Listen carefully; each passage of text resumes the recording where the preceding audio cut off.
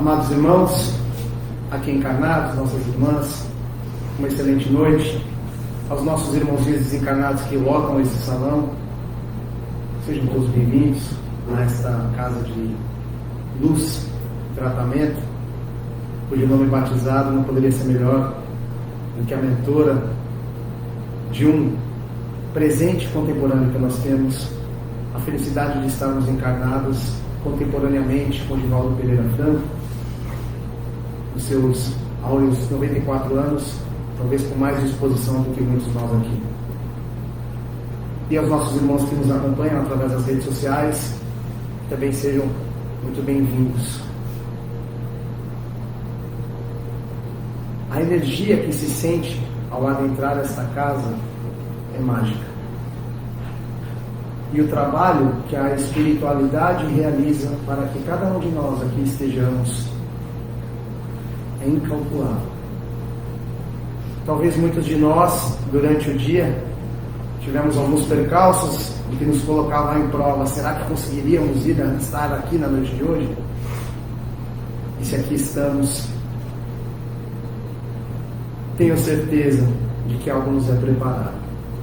Trago aqui a foto da casa onde hoje estou plantado, Secal em Canasvieiras, bairro onde eu moro. Uma breve apresentação. Desde pequeno frequento o lar espírita, sou de São Paulo. Aos 6 anos adentrei a Federação Espírita do Estado de São Paulo. E de lá para cá, sempre nesta missão que é falar sobre o Evangelho de nosso Mestre Jesus segundo a doutrina espírita.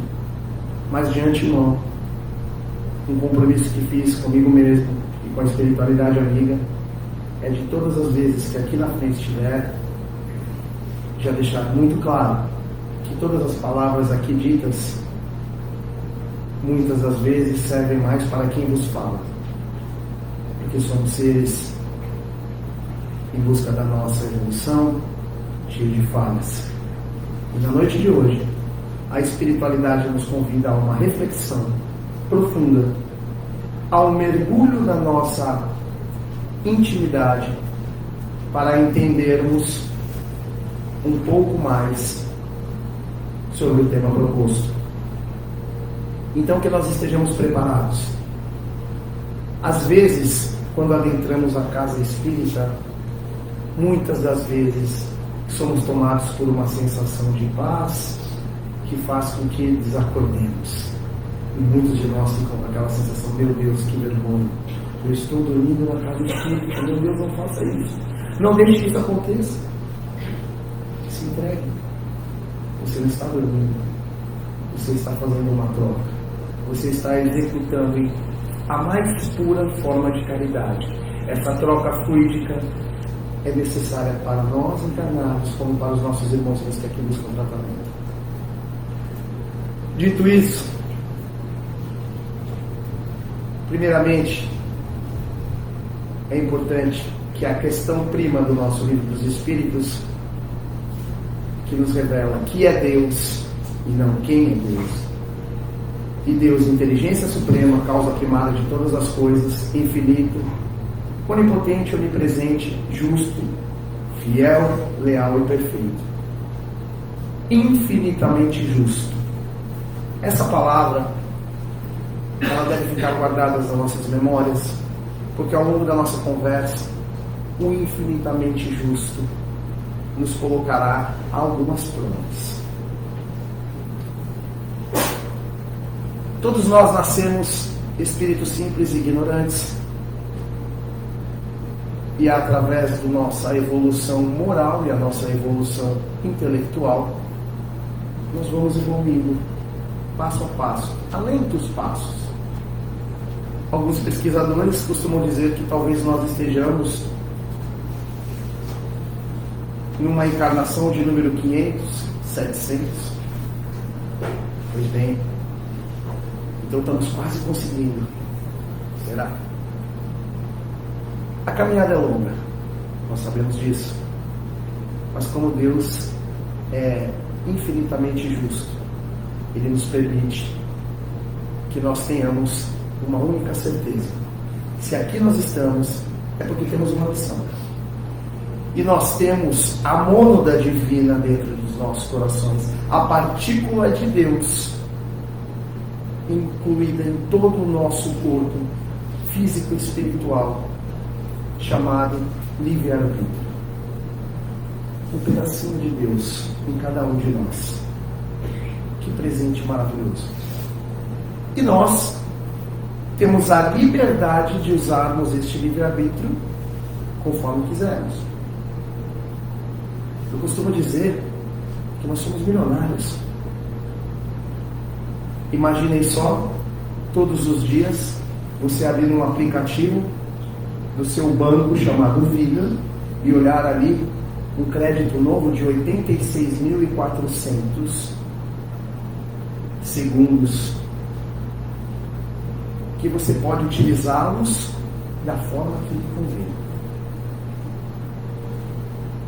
E você pode gastá-los à vontade. E ao terminar esses 86.400 segundos, no outro dia, você vai abrir novamente o seu aplicativo e vão estar acreditados mais 86.400. Alguns de nós já tivemos esse crédito muito mais do que alguns outros, talvez nesta jornada. E a pergunta que fica é: como será que nós estamos gastando esta riqueza infinita? Como nós estamos cumprindo essa missão? Será que nós estamos no caminho? Allan Kardec, decodificando a doutrina espírita, inclusive agora, semana que vem, dia 31, completa-se 156 anos da passagem de Allan Kardec para o plano espiritual. Esse que tanto contribuiu, foi de encontro a todas as dúvidas que a sociedade lhe impôs. Afinal de contas, um homem inteligentíssimo, um professor renomado, e fora várias vezes questionado sobre a loucura de decodificar a doutrina espírita. Muito obrigado, Allan Kardec, porque graças à sua loucura, hoje podemos nos alimentar de infinitas bênçãos e conhecimentos, o que nos faz acelerar o nosso processo evolutivo através do conhecimento intelectual. A questão 1003 do Livro dos Espíritos nos diz que Deus não age jamais por capricho, e tudo no universo está regido por leis que revelam a sua sabedoria e a sua bondade infinita. Sobre o tempo necessário ao seu aperfeiçoamento, o estado de sofrimento e de felicidade sendo proporcional ao grau de depuração do espírito, a duração e a natureza dos seus sofrimentos depende do tempo que ele emprega para se melhorar. À medida que ele progride e que seus sentimentos se depuram, seus sofrimentos diminuem e mudam de natureza. Vamos lá. O que isso quer dizer? Se Deus é amor infinito, se Deus é perdão, como Deus nos colocaria em uma circunstância de julgamento e execução de uma pena ad eterno? Se você não fizer isso, Deus vai te castigar. Isso não existe. Por quê? Porque Deus não castiga. Deus é amor infinito. Só que amar infinitamente, às vezes, implica em dizer não. E nós somos mimados. Nós não estamos acostumados a ouvir o não de Deus. Nós não estamos acostumados a ouvir o não do nosso semelhante, quiçá de Deus.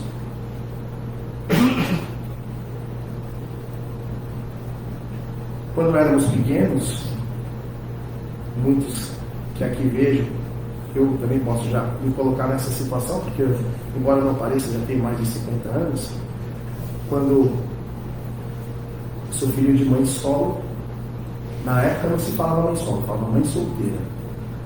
E às vezes recebíamos visitas em casa, e criança sempre aprontava.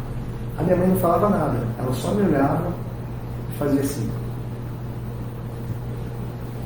aquilo bastava. Eu desejava que a visita ficasse o resto da vida em casa. Não é verdade? Porque a hora que a visita fosse embora, acho que ninguém passou por isso, só eu.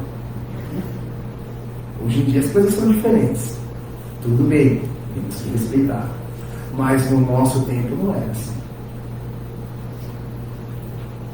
Às vezes um olhar dizia mais do que 1000 palavras.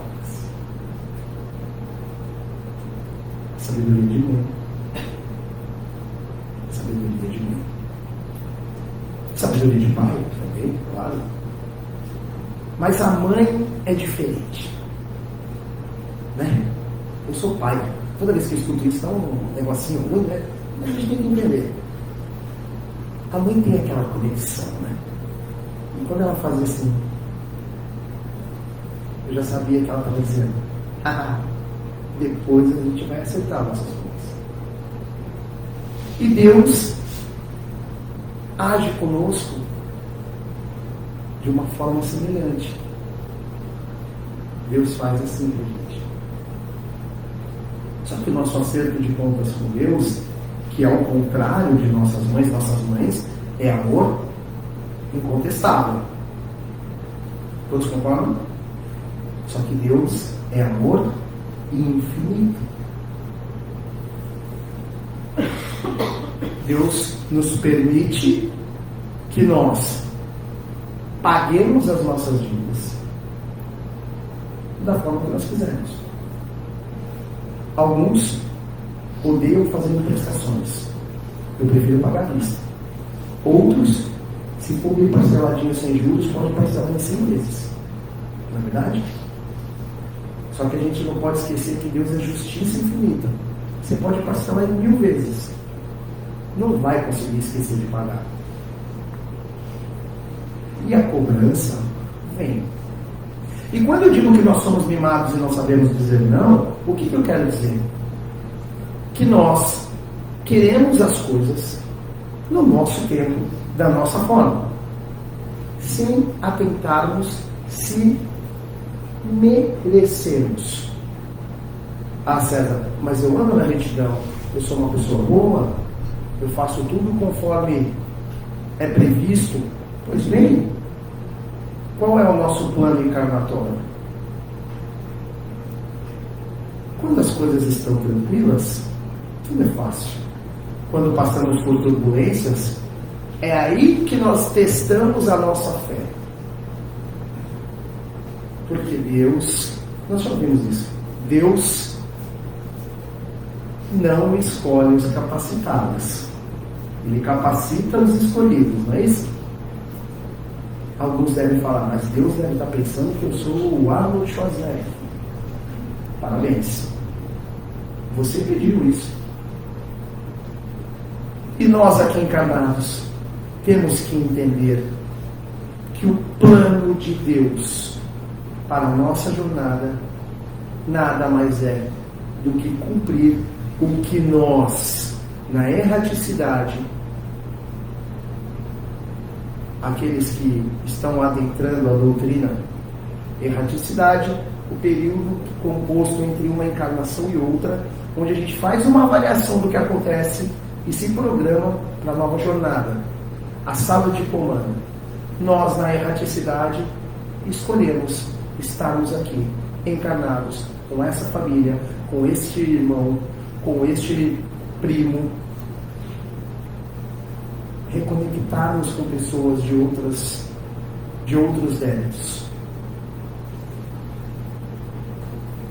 E Allan Kardec é muito feliz, porque quando ele pergunta ao Espírito da Verdade sobre algumas dúvidas, ele já está preparado, coisa que às vezes nós, ao lermos o Livro dos Espíritos, tomamos alguns choques, quando o Espírito da Verdade diz: calma, você ainda não está preparado para ouvir sobre isso.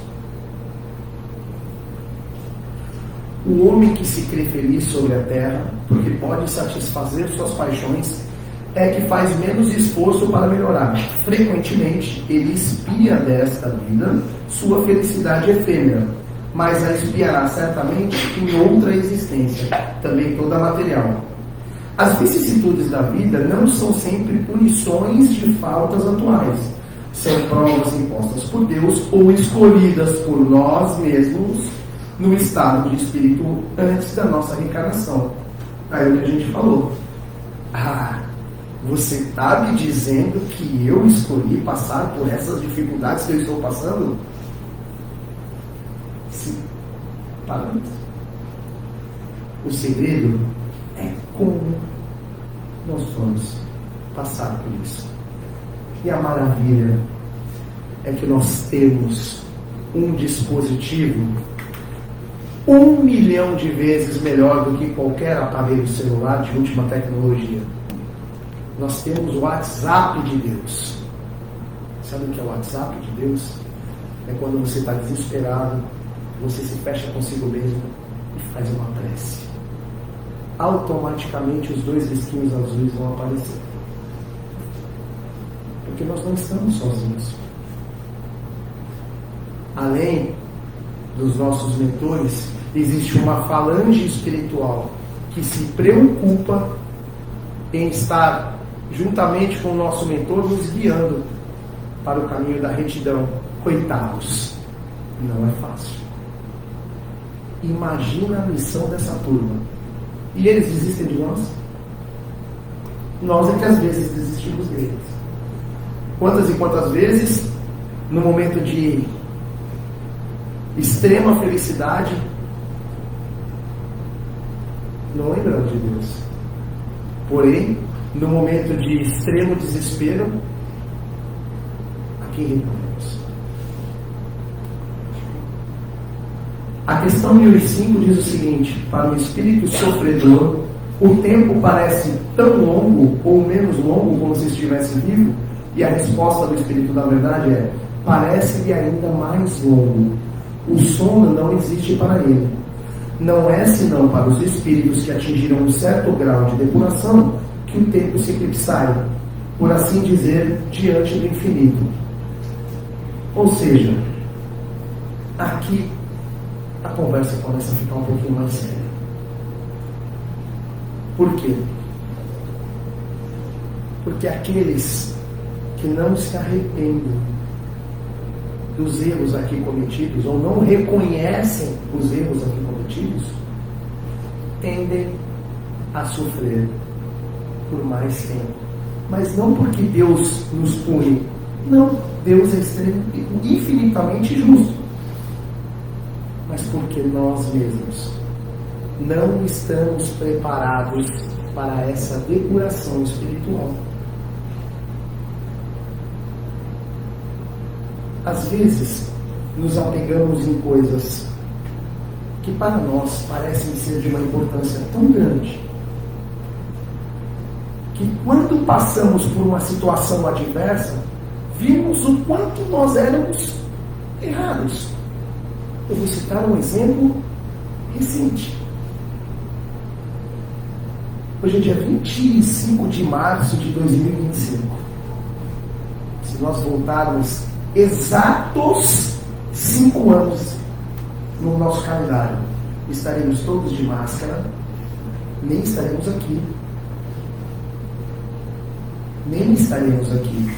Estaremos em nossas casas, privados de olharmos para quem está do nosso lado. Olha para quem está do seu lado. Olha que alegria de poder olhar para quem está do seu lado, ver o sorriso, ver a boca. Nós não podíamos ver os sorrisos. Nós não podíamos abraçar quem nós amávamos. E muitos foram ceifados deste abraço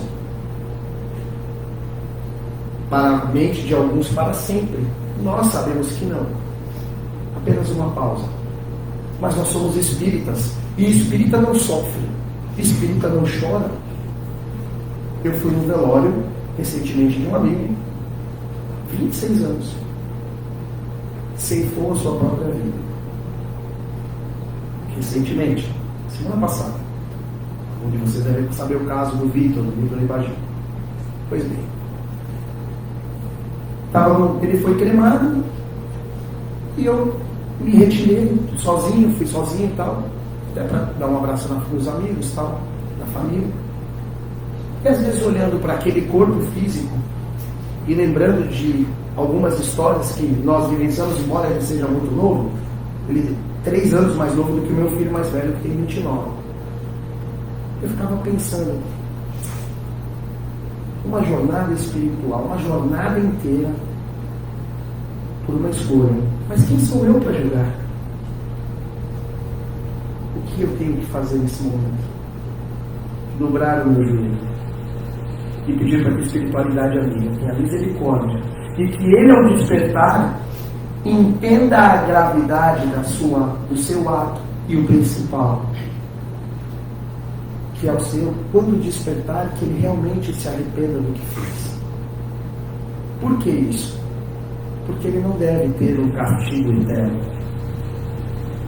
Porque se ele tiver um castigo eterno, aonde estará o amor infinito de Deus?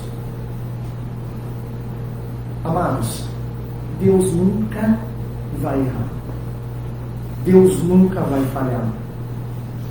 E se alguma vez nós pensarmos que Deus falhou conosco, é porque nós ainda não estamos sintonizados com Deus.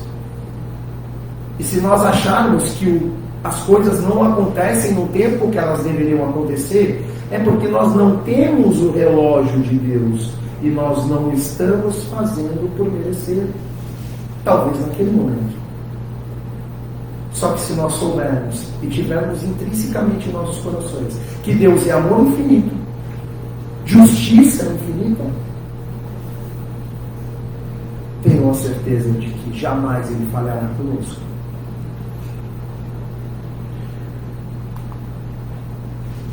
Já a questão 1008 diz o seguinte, nos questiona: a duração das penas depende sempre da vontade do Espírito e não há que eles são impostas por um tempo dado?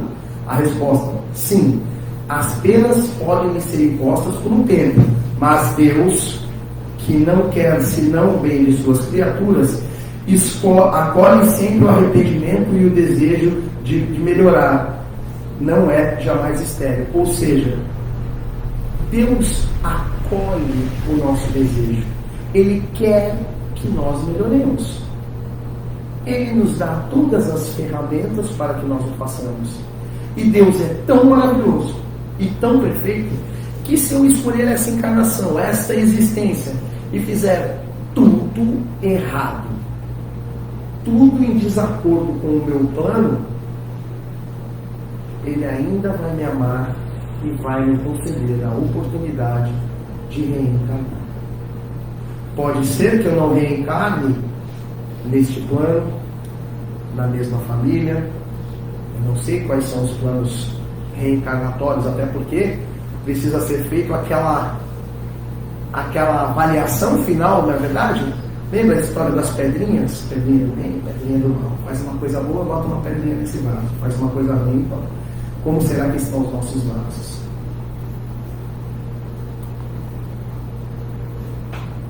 É importante que nós saibamos que o espírito que progrediu na sua existência terrestre pode sim algumas vezes reencarnar no mesmo mundo, pois se pôde cumprir a sua missão, ele mesmo pôde pedir para completar em expiação. Por quê? Porque nós nunca devamos nos esquecer da lei de ação e consequência. Jesus nos ensina que para todos os problemas, basta que nós amemos uns aos outros como Ele nos amou. E que nós amemos o próximo como a nós mesmos. Se a gente for fazer um paradoxo, um resumo rápido de como foi a passagem de Jesus no nosso plano, como o nosso irmão encarnado, né? Vamos pensar rápido. Jesus, Filho de Deus, para encarnar no nosso plano, faz um descenso espiritual de aproximadamente 1000 anos, para entrar na mesma faixa vibratória do nosso planeta. Encarna. Experiencia todos os sentimentos que nós aqui encarnados experienciamos. A primeira pergunta: Jesus, Filho de Deus, poderia se prevalecer e dizer: eu quero andar com as melhores pessoas, terem os melhores amigos e viver a melhor vida.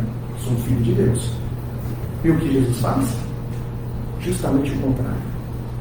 Quem era o amor da vida de Jesus? Os pobres e os miseráveis.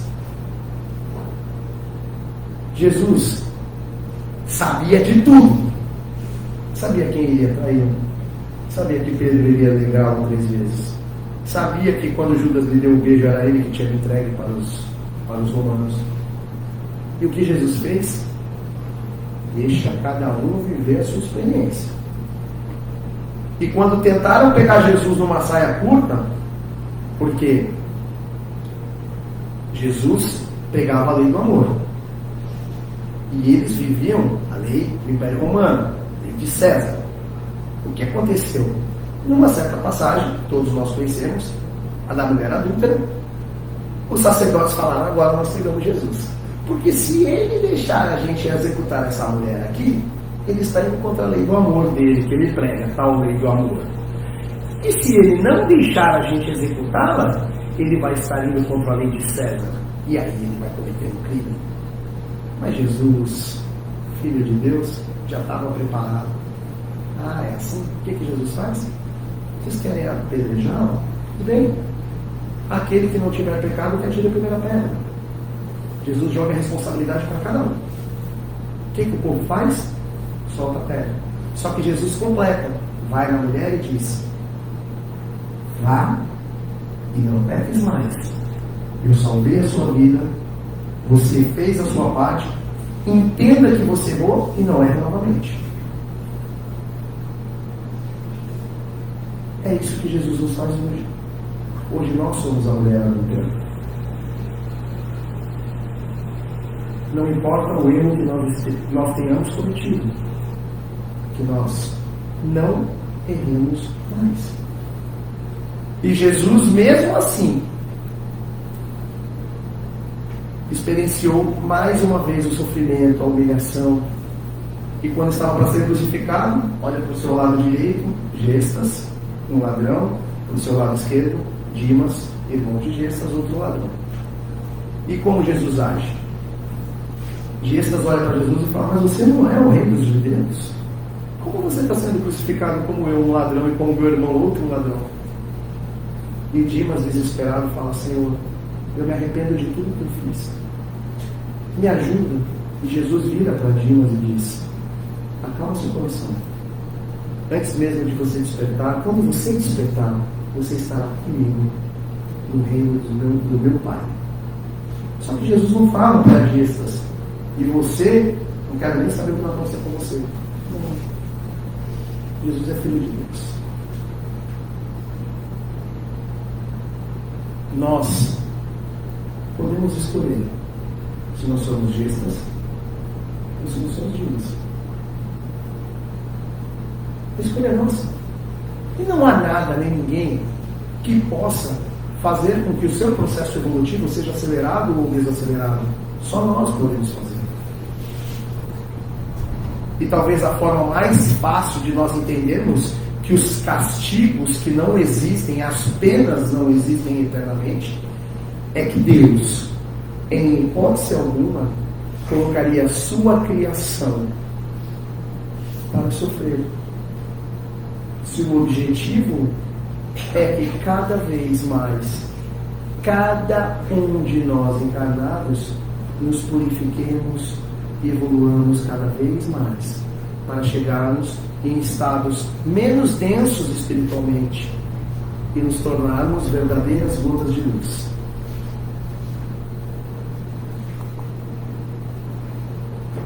O capítulo 7 do Céu e Inferno de Allan Kardec diz: a carne é fraca. É a verdade. Estamos, acreditem ou não, findando uma era de provas e expiações. Todos nós sabemos que o nosso planeta está numa transição para regeneração. Talvez por isso, muitos espíritos evoluidíssimos estão reencarnando. Crianças prodígios. As crianças de hoje, meu Deus do céu, é impressionante. Eu posso dizer com propriedade, eu tenho uma filha de 3 anos. Há 20 dias atrás, estávamos sentados, somente eu e ela, em casa. Ela tinha tomado banho, tinha jantado, estava sentada no sofá, e de repente ela simplesmente faz assim. Às vezes eu sinto uma paz. Eu olhei, falei, seja bem-vindo, irmão. 3 anos. Às vezes eu sinto uma paz.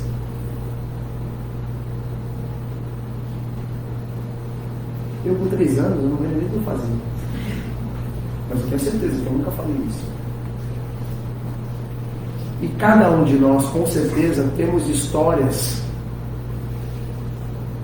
que a gente pode contar para alguém de alguma coisa que a gente presenciou algo semelhante. Para finalizar, eu gosto de sempre trazer, depois que a gente sempre fala de coisas densas, né? É sempre bom a gente voltar um pouquinho do amor infinito de Jesus, os ensinamentos, e lembrar que Deus não age por capricho, e tudo no universo está regido pelas leis que revelam a sua sabedoria e a sua bondade infinita. E eu quero recomendar aos irmãos, aos que conhecem, podem ratificar, podem corroborar com o que eu vou dizer. Existe um livro de Ramiro Gama chamado Lindos Casos de Chico Xavier. Esse livro é uma leitura maravilhosa. É aquele tipo de livro que você tem que ter ou na cabeceira da cama ou na mochila. Você fala assim, hoje eu quero ler uma coisa edificante. São vários casos que aconteceram com Chico. E esse Água da Paz é um caso muito maravilhoso. Chico, quando descobriu a sua mediunidade, ele era muito novo. E aquilo assustava. E não só assustava Chico, como assustava os seus amigos. Não é verdade?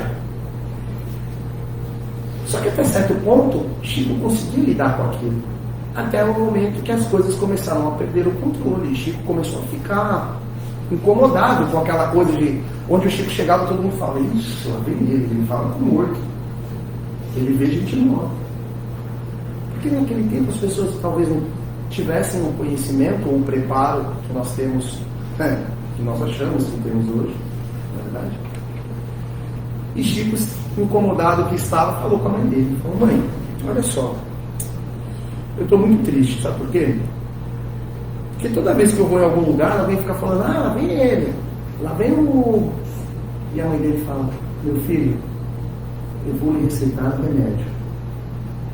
Para que todas as vezes que você estiver nervoso, que você estiver a ponto de discutir, perder a calma com alguém, você vai tomar esse remédio e os seus problemas vão se sanar todos. Mãe, mas me fala, então qual que é esse remédio? Filho, você vai tomar a água da paz. E Chico falou, água da paz?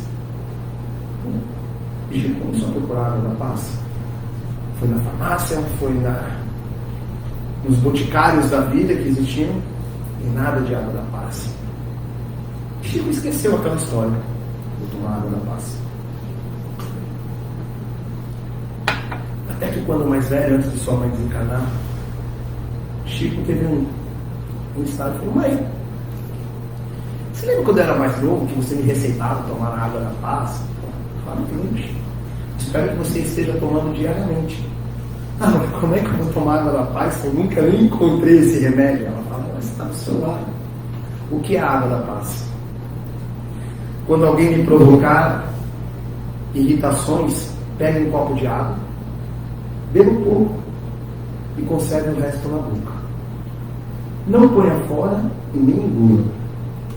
Enquanto durar a tentação de responder, deixe a água banhando a sua língua. Quando tudo passar, engula a água da paz. Quantos de nós precisamos tomar essa água? E por fim, é a primeira vez que estou aqui nessa casa e é um compromisso também que eu gosto de fazer, de trazer uma oração uma oração que tem muito a ver com essa casa. Afinal de contas, Divaldo ajudou a escrever, chama Prece da Gratidão. Eu gostaria que nesse momento, cada um que esteja aqui, encarnado ou desencarnado, cerrasse seus olhos, procurasse se colocar numa posição bem confortável na cadeira e imaginássemos que, como ele mesmo disse, que aqui está Jesus, acaba de se postar na sua frente. Você está de frente com Jesus. E você entregou para Ele todos os seus problemas, todas as suas dúvidas. E Jesus mansamente coloca agora, neste momento, a sua mão sobre a sua cabeça. E você sente essa mão na sua cabeça. E para Ele você só diz a seguinte prece: Senhor, muito obrigado por tudo que me deste. Muito obrigado por tudo que me dás. Pelo lar, pelo pão, pela paz. Muito obrigado pela beleza que meus olhos veem no altar da natureza. Olhos que contemplam o céu cor de anil e se detêm na terra verde salpicada de flores em tonalidade mil. Pela minha faculdade de ver, pelos cegos, eu quero interceder. Por aqueles que vivem na escuridão e tropeçam na multidão, por eles eu oro e te imploro perdão. Senhor, muito obrigado pelos meus ouvidos. Ouvidos que ouvem o tamborilar da chuva no telheiro, a melodia do vento nos ramos do salgueiro, a dor e as lágrimas que escorrem no rosto do mundo inteiro. Ouvidos que ouvem a música do povo que desce do morro na praça a cantar, a melodia dos imortais que a gente ouve uma vez, não se esquece jamais. Diante da minha capacidade de ouvir, pelos surdos eu quero pedir, pois eu sei que depois desta dor, no teu reino de amor, eles voltarão a ouvir. Muito obrigado, Senhor, pela minha voz, mas também pela voz que canta, que ensina, que consola, pela voz que com emoção profere uma sentida oração, pela minha capacidade de falar, pelos mundos eu te quero rogar, pois eu sei que depois dessa dor, no teu reino de amor, eles também cantarão, também falarão. Muito obrigado, Senhor, pelas minhas mãos, mas também pelas mãos que aram, que semeiam, que agasalham. Muito obrigado, Senhor. Mãos de poesias, de cirurgias, de sintonias, de psicografias. Mãos que uma noite fria cuida ou lava a louça numa pia. Mãos que à beira de uma sepultura abraça alguém com ternura, no momento de amargura. Mãos que no seio agasalham um filho de um corpo alheio sem receio. E meus pés que me levam ao caminhar sem reclamar, porque eu vejo na terra amputados, deformados, aleijados, e eu posso bailar. Por eles eu oro, te imploro, porque eu sei que depois dessa expiação, numa outra situação, eles também bailarão. Por fim, Senhor, muito obrigado pelo meu lar, pois é tão maravilhoso ter um lar. Não importa que esse lar é uma mansão, um ninho, uma casa no caminho, um bangalô, seja lá o que for. O importante é que dentro dele exista a presença da harmonia e do amor. O amor de mãe, de pai, de irmão, de uma companheira, de alguém que nos dê a mão, nem que seja a presença de um cão, porque é tão doloroso viver na solidão. Mas se ninguém tiver nem um teto para me agasalhar, uma cama para eu deitar, um ombro para eu chorar, ou alguém para eu desabafar, não reclamarei, porque eu tenho a ti. Então, muito obrigado porque eu nasci, e pelo teu amor, teu sacrifício e tua paixão por nós, eu só posso lhe dizer, muito obrigado, Senhor.